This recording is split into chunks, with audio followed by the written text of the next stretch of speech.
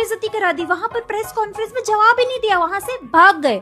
यही सुना ना आपने भी। पीएम मोदी ने 5 कंट्री विजिट की, उसमें ऐसे ऐसे तगड़े आउटकम निकले, उसके बारे में पता है नहीं। दिक्कत ये है ना कि पूरा लेफ्ट साइड का मीडिया, लिब्रांडूज और कांग्रेस सपोर्टर्स आपको मैनिपुलेट करना चाह रहे हैं और आप हो जा रहे हो। इनमें से किसी के भी पोस्ट इस बारे में आए कि क्या क्या डील साइन हुई है, इंडिया को क्या क्या फायदा होगा, ये सिर्फ यही एजेंडा ही चलाते हैं कि हमको नेगेटिव चीजें दिखानी है और बस ये प्रूफ करना है कि वी आर बेटर।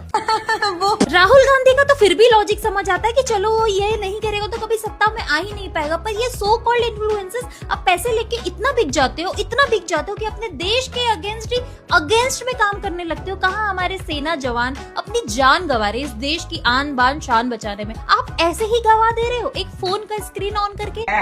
चमचे अंधभक्त बोलने आते ही होंगे, उससे पहले बता दो कि जिसने वो सवाल पूछा था उस मीडिया वाली को प्रॉपर इनवाइट करके दोबारा बुलाया गया है। क्यों? क्योंकि उन्होंने जिस जगह सवाल पूछा था वो सही जगह थी नहीं जवाब की। अब जाहिर सी बात है कि तुम अगर मीडिया में काम करते हो तो तुम्हें ये नहीं पता है कि कहाँ सवाल पूछना है और कहाँ नहीं। अब उस प्रेस वाली बंदी की जब पूरी हिस्ट्री निकाली गई तो पता चला कि ट्विटर में उसने 2 साल पहले पोस्ट डाला है और वो जिनको फॉलो करती है वो भी किसके सपोर्टर्स हैं ये आप समझ ही गए होंगे। बट माय पॉइंट इज, अगर आप ऐसे कंटेंट कंज्यूम करते हैं तो ऑब्वियसली आप अपने देश के हित के बारे में जानना चाहते होंगे, देश में क्या चल रहा है, अच्छा बुरा। आपका कोई फायदा नहीं है सिर्फ नेगेटिव चीजों को कंज्यूम करने में, इनका फायदा है because they try to manipulate you.